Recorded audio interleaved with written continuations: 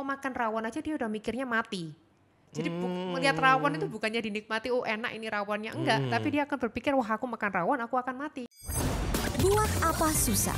Hanya di 96.4 Batra Yuda FM. The sound of faith, hope, and love. Hai Sobat Batra Yuda, ketemu lagi bersama saya Gideon Yusdianto. Kali ini di Buat Apa Susah. Nah, Buat Apa Susah sudah muncul juga di podcast. Tonton saja di channel YouTube kami di Batra Yuda FM.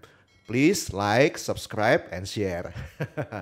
Oke, lama sekali kita nggak ketemu di acara Buat Apa Susah ini. Dan seperti biasa, narasumber utama di acara ini tidak ada yang lain kali ini. Satu-satunya adalah Dr. Aimin Nugroho, SPKJ. Hai dokter. Halo, selamat pagi Ko Gideon. Wah, masih cantik juga rupanya ya. Masih cantik atau tambah cantik? Pengen tambah ya. Enggak, saya itu kadang mikir gini loh dok. Psikiater ini tiap hari kan ya didatengin sampah-sampah lah istilahnya ya. Kan gitu ya. Tapi kok bagaimana gitu menyiasati supaya paling enggak ya muka enggak kayak sampah gitu lah. Gimana dok? Siasatnya, menurut saya yang paling besar itu adalah dukungan dari orang terdekat sih. Kalau saya, meskipun saya seorang psikiater saya adalah suami saya. Wow. Itu salah satu yang saya penasaran gitu ya. Kalau psikiater lagi sakit jiwa juga siapa gitu ya yang menangani? Loh, kalau sampai sakit jiwa yang menangani ya teman sejawat lah pasti. Karena itu kan suami saya nggak bisa nangani. Oh, iya. Oke, salah satu apa ya bisa dikatakan gangguan kejiwaan kan, yang hari-hari ini semarak. Waduh, ketika saya ini open, saya waktu kena COVID, by the way, saya sudah negatif ya, RBD antibody saya sudah terbentuk cukup untuk menahan virus COVID-19. Dokter Aimi sudah vaksin ya? Ya, saya sudah vaksin. Sudah vaksin, kami semua sudah oke-oke saja. Makanya kita berani berhadapan-hadapan seperti ini ya. Salah satu ketika saya open tentang masalah saya, bahwa saya pun ini ya orang anggap Anda mungkin ya mestinya beriman lah kayak gitu kan ya, melayani Tuhan. Tapi satu saat saya juga mengalami sebuah fase depresi yang awalnya itu dari cemas. Kalau saya runut gitu ya, saya cemas dengan keadaan saya cemas dengan keadaan mama saya cemas dengan keadaan pembantu rumah tangga yang waktu itu satu rumah kena gitu loh. Berawal dari sana sih, saya masih ingat betul perjalanannya awalnya baik-baik saja, semakin lama melihat tuh kenyataan kan di depan mata ini kan ya yang nggak oke terus dok gitu. Apalagi ngelihat orang tua itu kan satu saat kan bisa berubah gitu, drop keadaannya. Nah itu membuat saya semakin cemas, terus nggak ada apa-apa juga makin nggak enak. Apa ya, kalau digambarkan fisik itu pokoknya kepala saya, badan saya itu semua berubah kayak mencekam. Gak bisa lagi happy, gak bisa fokus. Terus kayak film apa di depan saya itu kayak ada film horor gitu dok. Saya mencekam ketakutan sendirian gitu, gak jelas penyebabnya apa. Itu yang terjadi pada saya, Sobat Batra Yuda. Nah, kalau begitu, apa bedanya cemas sama kalau sudah mulai masuk gangguan cemas? Cemas itu kan wajar ya dok ya? Iya. Gimana nih dok? Jadi sebenarnya cemas itu merupakan turunan rasa takut. Kita sebagai manusia kita memiliki 4 emosi dasar, Sobat Batra Yuda. Yang pertama adalah rasa senang, kemudian ada juga rasa sedih, rasa takut, dan juga rasa senang, sedih, takut. Satunya apa? Kok jadi lupa aku? Senang, sedih, takut. Marah. Oh, marah. Sedih, takut, marah. Saya pikir rasa yang pernah ada. Saya pikir rasa coklat apa stroberi. Oke, terus? Jadi emosi itu sebenarnya adalah suatu hal yang akan menggerakkan manusia. Dan kita memiliki 4 emosi dasar, senang, sedih, takut, dan marah. Ya. Rasa cemas adalah turunan dari rasa takut. Ya. Dan kapan kita akan merasa takut? Kita akan merasa takut ketika kita dihadapkan dengan suatu hal yang membahayakan, di mana kita tidak dapat mengkontrolnya. Ya, contoh bencana alam misalnya, kayak kapan hari Surabaya kan sempat gempa itu kan, itu ada beberapa yang takut gitu kan, sudah mulai keluar rumah gitu. Benar. Terus? Dan juga misalnya kayak gini contohnya, orang yang biasanya pencemas itu biasanya mereka tuh karena kepingin mengontrol masa depan. Iya sih, Bener nggak? memplanning semuanya baik-baik saja gitu loh.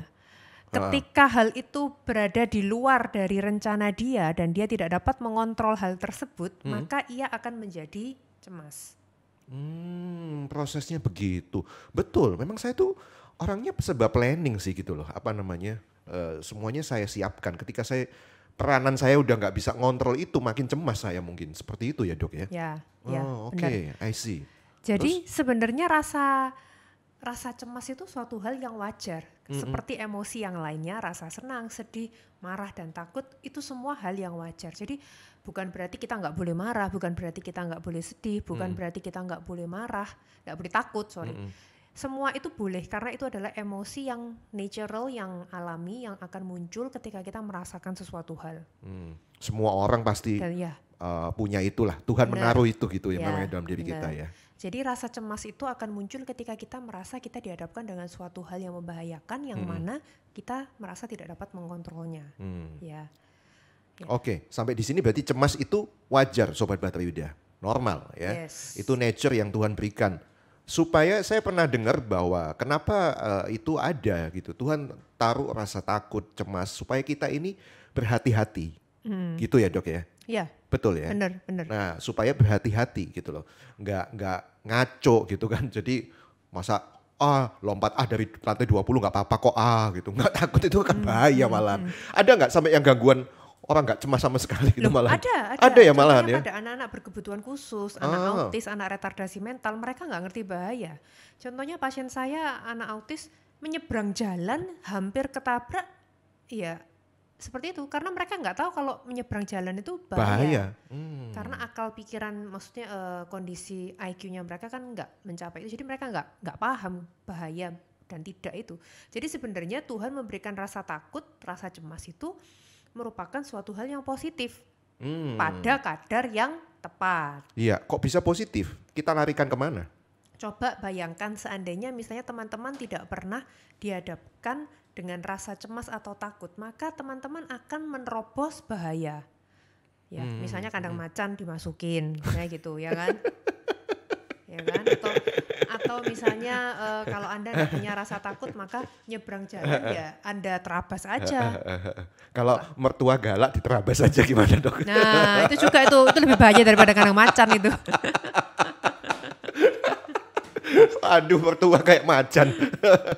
Oke, Sobat Batra Yuda ya. Kita tadi ngomongin bahwa Tuhan menaruh tadi beberapa emosi dasar ya, susah, senang, marah, dan sedih, termasuk juga takut tadi ya. Ya, itu ada dan itu wajar sepanjang kita bisa mengontrol. Karena kalau itu sampai nggak ada, itu malah bahaya gitu ya. Nah, terus apa gangguan cemas?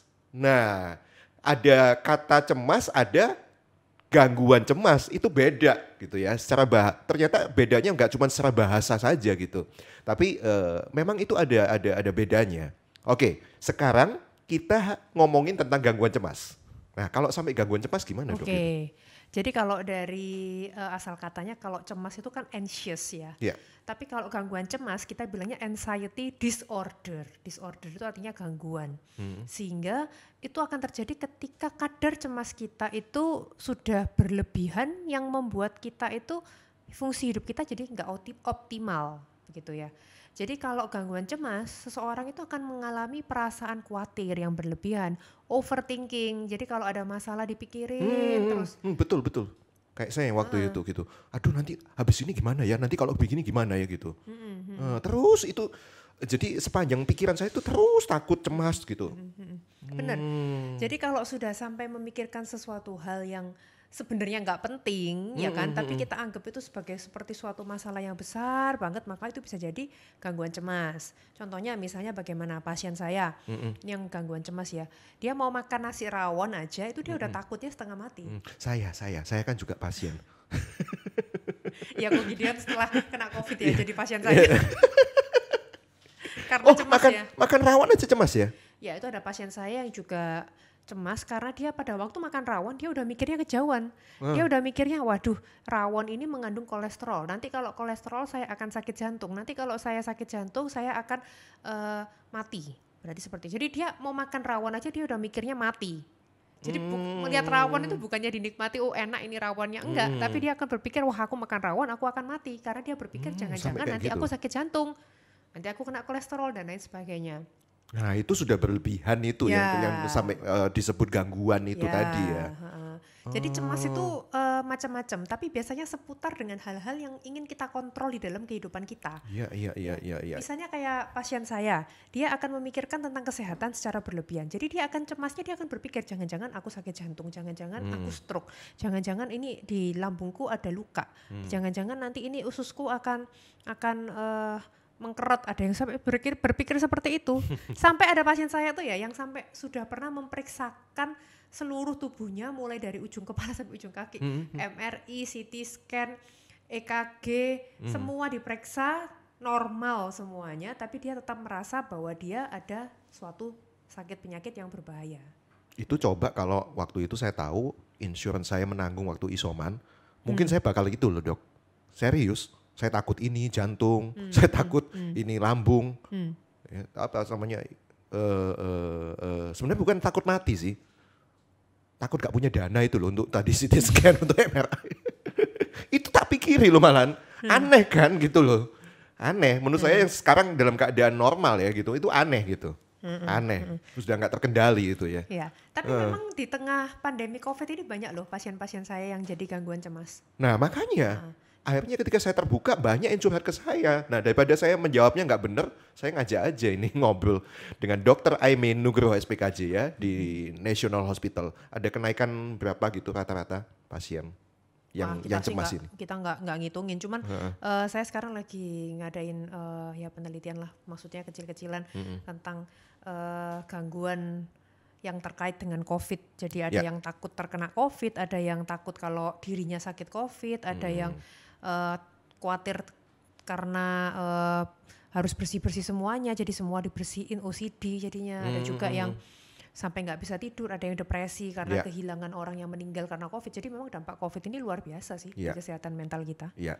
Sudah sampai tahap mana penelitiannya? Belum ada kesimpulan? Data, belum. Ini mau mencari gelar doktor? Enggak. Luar biasa Dokter Aimin ini ya, suka terus mengejar impian-impiannya ya, terus maju berprestasi, luar biasa. Makanya jadi hati-hati kalau itu sudah sampai menuju pada gangguan cemas, yaitu karena cemasnya berlebihan. Bahkan pernah kan waktu itu saya ngomong, loh dok saya ini gak ada apa-apa kok, cemas-cemas sendiri ya, gak ada apa-apa loh padahal. Itu sudah gangguan ya, disorder ya? Ya. Jadi kalau sudah sampai tahap kegangguan cemas, biasanya itu akan ada overthinking, memikirkan suatu hal secara berlebihan, kemudian disertai dengan gejala otonomik. Otonomik itu di tubuh kita tuh ada namanya sistem otonomik. Otonomik itu artinya otomatis gitu ya, yang mana dia akan muncul dengan sendirinya. Biasanya apa sistem otonomiknya yang muncul ya, sistem saraf simpatis berupa apa?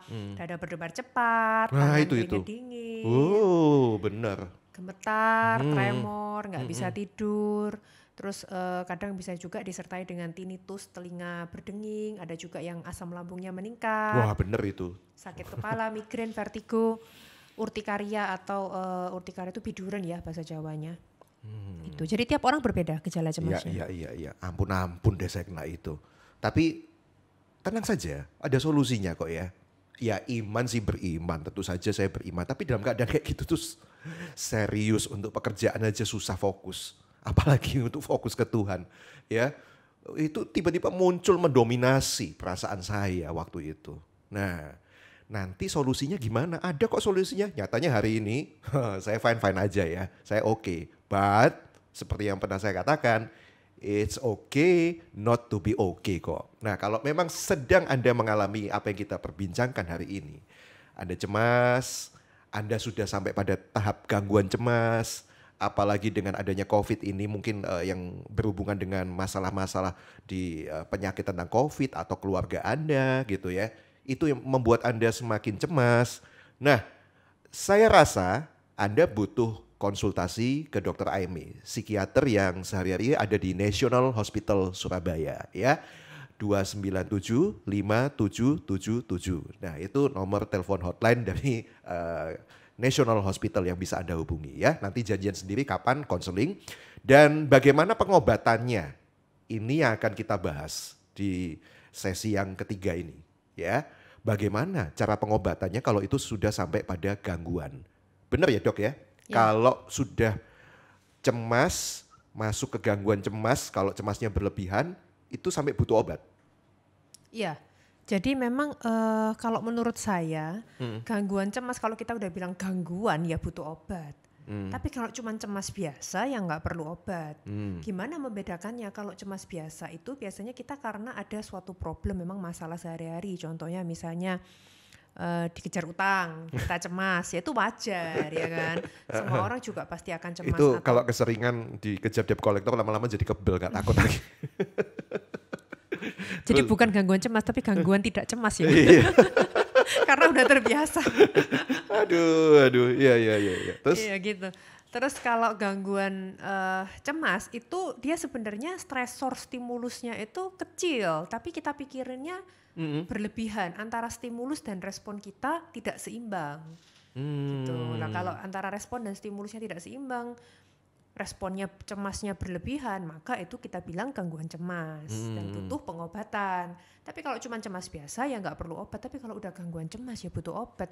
Makanya jangan kita gampang menghakimi orang-orang ya, bahwa kita bilang jangan ke psikiater, nanti kamu dikasih obat penenang, nanti ketergantungan.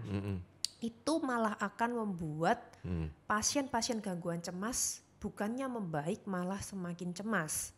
Ya kan, karena mereka semakin takut untuk mengkonsumsi obat dan mereka akan menutup diri dan nggak mau minum obat. Yang ada mereka malah tersiksa gitu kan, nggak bisa tidur berhari-hari itu tersiksa loh, menyiksa ya nggak kok nggak bisa tidur berhari-hari tersiksa nggak? Ya paling nggak mata panda ya, besoknya terus jadi bete gitu, nggak bisa kerja kan, nggak konsen. Ya udah, aduh, itu lagi banyak yang kayak gitu-gitu ya, yang pada curhat ke saya juga gitu ya. Ada yang satu kali gini. Kamu minum obat tidur apa? Aku minta saya nggak bisa resepin. Belum tentu cocok juga, macam-macam kan ya Dok ya. Setahu saya obat gangguan cemas itu. Kok mintanya ke saya? Jangan gitu ya. Saya nggak mau jadi pengedar obat cemas yang ilegal. Aduh. Bahkan lebih parahnya kan gini Dok. Ya maaf ya. Ada yang hamba Tuhan. Saudara kalau percaya, buang obat tidur itu. Percaya, damai sejahtera dari surga memenuhi hatimu. Wah, gimana Dok kalau Anda menanggapi itu? Aduh, saya ini ya seminggu kemarin tuh juga memang lagi bergumul. Ada pasien saya yang sudah sampai mencoba bunuh diri, kemudian dari luar kota, awalnya ditangani psikiater lain, kemudian dibawa ke saya. Sudah saya terapi, sudah membaik, lumayan membaik, udah bisa tidur. Kemudian dia ke orang pinter tuh. Terus kemudian katanya orang pinter dia itu kemasukan roh jahat, makanya dia jadi kepingin mati, kepingin bunuh diri, gak bisa tidur karena roh jahatnya.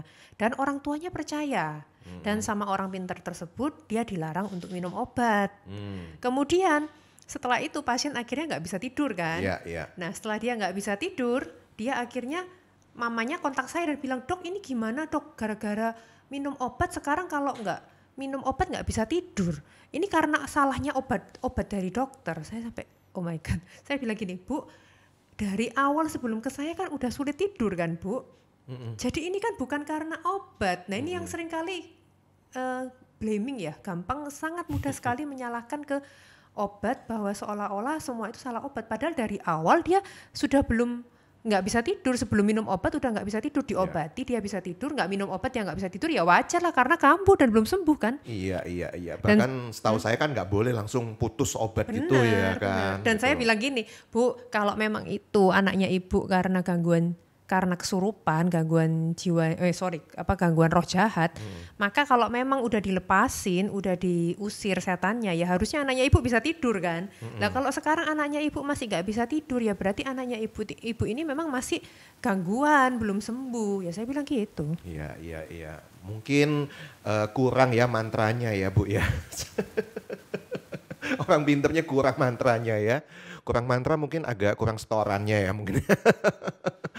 Aduh. Iya, obat ini memang membuat tergantung ya. Memang membuat tergantung, makanya butuh kontrol dokter. Enggak kan, maksudnya psikiater tuh kepengen pasiennya itu terus-terusan dengan obat gitu kan enggak kepengen juga kan ya dok ya? Oh kalau saya tentunya saya bukan tipe dokter yang kepingin pasien saya ketergantungan gitu loh. Menurut saya kepuasan saya yang nggak ternilai dengan uang itu kalau pasien saya bisa sembuh ya. Nah. Daripada cuman ya pasien kembali tapi dapat duit tapi nggak sembuh-sembuh ya buat apa? Saya nggak membantu dia kan, sumpah kedokteran kan kita harus membantu pasien ya kan. Jadi memang tujuan saya ya kita kasih obat. Biasanya kalau obat anti cemas tuh kita kasih obat, kemudian setelah 3 bulan membaik, pelan-pelan saya akan kurangi untuk kemudian bisa berhenti. Saya belum 3 bulan loh dok, jangan dikurangi dulu. Ya. Dan obatnya itu biasanya selain anti cemas itu juga ada obat buat naikkan serotonin, hormon happy, itu yang paling penting dan itu nggak menyebabkan ketergantungan teman-teman. Jadi Sobat Bahtera Yuda nggak perlu khawatir. Iya. Jadi artinya kalau boleh disimpulkan ini bisa kok ya disembuhkan ya. Bisa. Kok Gideon sekarang gimana? Hah? Udah sembuh nggak? Buktinya saya nggak cemas ya. Nah, ya kalau tanggal berapa ya? Tanggal tua gitu agak sedikit khawatir gitu kan nggak apa-apa ya dok. Masih normal ya. Habis gelap terbitlah terang. Habis tanggal tua terbitlah tanggal muda. Jadi nggak usah khawatir. Terbitlah saldo habis gitu. Amin ya. Dan seperti matahari yang tidak pernah terlambat janjinya untuk hadir menyinari, janji Tuhan juga tidak pernah terlambat untuk mengirimkan saldo pada waktunya. Oke. Ini ada yang pertanyaan. Iya, gimana? Boleh dibacakan? Boleh. Oke, kita masuk ke sesi pertanyaan ya teman-teman. Ya, kalau mau kita tanya masuk ke sesi pertanyaan. Jadi Sobat Bahtera Yuda tadi kita udah bicara tentang cemas, gangguan cemas, pengobatannya. Tapi nggak cuma obat aja ya dok ya, tentunya kan ada terapi yang lain ya. Oh iya, ada terapi yang lain, Ya. misalnya hipnoterapi atau ada juga CBT atau cognitive behavior therapy. Biasanya kita akan lihat apa kognitif distorsi, pola pikir yang nggak tepat yang membuat dia menjadi cemas atau depresi. Nah itu yang akan kita perbaiki. Itu lewat proses konseling kan ya? Iya, lewat proses Saya konseling. konseling sama dokter Aime lewat video call. Ya soalnya COVID, takut. Makanya kan acara kita break selama berapa bulan ya Go ya? 4 bulan ya Go ya? Iya. Oke, pertanyaan akan kita kumpulkan nih dokter Aime lagi live IG. Ya, ada pertanyaan apa ini dok? Ini ada pertanyaan dari Lady Francisca. Apa batas orang tertentu itu hanya mencari perhatian atau gangguan cemas? Atau sebenarnya sudah minum obat harusnya sudah membaik tapi hanya manja saja? Oke, ini pertanyaan yang bagus ini. Iya, ini pernah terjadi juga ya sama mama saya ya. Kadang-kadang saya ini bingung gitu. Kenapa dia mamanya? ini caper ya, sudah apa ya, ketergantungan dengan saya terus gitu. Atau memang betul-betul dia cemas gitu. Kadang-kadang bisa takut sendirian gitu. Ya. Oke. Nggak tahu apakah ini yang dimaksud. Gimana dok itu jawabannya? Oke, jadi begini. Kita pahami dulu ya. Keluhan psikosomatik. Psiko artinya pikiran, somatik artinya tubuh. Jadi keluhan di tubuh yang biasanya disebabkan oleh pikiran itu biasanya memang merupakan tanda-tanda yang sering terjadi pada orang yang biasanya dia memiliki kemarahan atau kekecewaan, tetapi dia tidak bisa mengungkapkan kemarahan itu kepada orang lain, orang yang membuat dia marah itu. Dan keluhan itu akan muncul di tubuhnya dalam bentuk keluhan psikosomatik. Itu secara psikodinamika di buku yang pernah saya baca mengatakan demikian. Iya. Jadi karena ada kekecewaan, kemarahan terhadap realita dunia ini tapi dia nggak bisa mengungkapkan ke orang lain, akhirnya munculnya di tubuhnya. Nah, yang pertama itu dulu, dipahami dulu apa yang terjadi di psikodinamikanya. Kemudian yang kedua adalah kepribadian. Biasanya orang yang muncul gangguan cemas biasanya itu lebih sering, saya nggak bilang hanya, tapi lebih sering pada orang dengan kepribadian klaster C. Klaster C itu yang mana kepribadiannya cirinya itu adalah orang yang detail. Saya banget. Detail dan masuk. rapi biasanya begitu. Saya rapi kan. Misalnya contohnya yang termasuk di dalam klaster C itu adalah orang dengan kepribadian perfeksionis. Bener saya banget ngaku deh. Perfeksionis Ampun deh saya. Perfeksionis itu jadi dia kepingin semuanya perfect. Jadi kalau ada hal-hal yang di luar dari rencananya dia bisa marah. Dan dia berharap orang lain mengikuti standar dia dalam mengerjakan sesuatu. Iya, kayak kertas putih ada titik sedikit itu yang saya dilihat. Bukan putihnya yang dilihat tapi titiknya yang sedikit itu. Yes, nggak boleh ada titik hitam putih terus. Gitu. Dan dia jadi menuntut dirinya untuk selalu sempurna dan menuntut orang lain juga untuk selalu sempurna, sehingga ketika ada hal-hal yang di luar rencananya dia, maka dia akan menjadi stres. Iya, betul. Gitu. Terus yang kedua, kepribadian di dalam klaster C itu adalah kepribadian dependent. Nah, dependent ini adalah orang-orang yang biasanya dia itu menggantungkan hidupnya dengan orang lain. Oh, kalau itu saya enggak. Jadi orang lain ini dijadikan kayak apa ya, inang, host, sandaran. Ya. Jadi kalau nggak ada inangnya ini, dia akan merasa gelisah dan cemas, dan dia akan lebih mengutamakan pendapat omongan dari inangnya ini. Gitu. I see. Nah ini dalam hal ini tadi. Ya, dalam hal ini tadi orang-orang yang kepribadian dependent, bukan dia secara khusus mencari perhatian, tapi dia mencari afirmasi, mencari peneguhan gitu ya, peneguhan dari inangnya ini, bahwa dia nggak apa-apa, bahwa dia baik saja ya. Itu suatu hal yang wajar kalau memang kepribadian dari orang yang gangguan cemas itu dengan kepribadian dependent itu tadi. Dan kepribadian yang ketiga adalah kepribadian avoidant atau cemas menghindar. Orang dengan kepribadian cemas menghindar itu kalau ada problem bukannya dihadapi, dia malah akan cenderung menghilang karena dia cemas. Semakin dia cemas bukannya dihadapin, maka dia akan semakin menghindar. Ini contoh kasus ada pasien saya yang kemarin juga gitu. Dia ada problem di kantornya, bukannya diomongin ke bosnya, tapi sama dia berusaha menyelesaikan tapi nggak selesai, dia semakin cemas, akhirnya dia menghilang dan akhirnya masalah itu kan semakin besar, begitu kan. Makin jadi wanted dong habis itu. Ya, dan itu membuat dia semakin cemas gitu. Makanya teman-teman kalau ada masalah itu dihadapi, bukan dihindari. Karena ada hal-hal yang nggak bisa kita hindari, yang mau nggak mau mesti kita hadapin kan. Iya. Para suami kalau ada masalah sama istri, hadapi. Pun juga sebaliknya. Para istri ada masalah sama suami, sama anak, ya dihadapi. Jangan ngilang, ya. Mending kalau ngilangnya ke rumah mertua, masih bisa dicari, ya kan? Minggat. Oke. Nah, hari ini di Buat Apa Susah, saya Gideon Yusianto dengan Dr. Aimee Nugroho SPKJ dari National Hospital, seorang psikiater. Kita udah bicara banyak ya tentang cemas, gangguan cemas, dan bagaimana solusinya. Kita akan lebih lanjut nanti ngobrol seputar hal ini di Buat Apa Susah, dan Anda juga bisa nonton ya acara Buat Apa Susah di podcast di channel YouTube Bahtera Yuda. Silakan di-subscribe, like, dan kalau Anda sungguh mendapat inspirasi, Anda diberkati dengan program ini, Anda bisa share ke teman-teman yang lain ya. Sampai ketemu dengan Buat Apa Susah. Saya Gideon pamit. Dr. Aimee, terima kasih ya.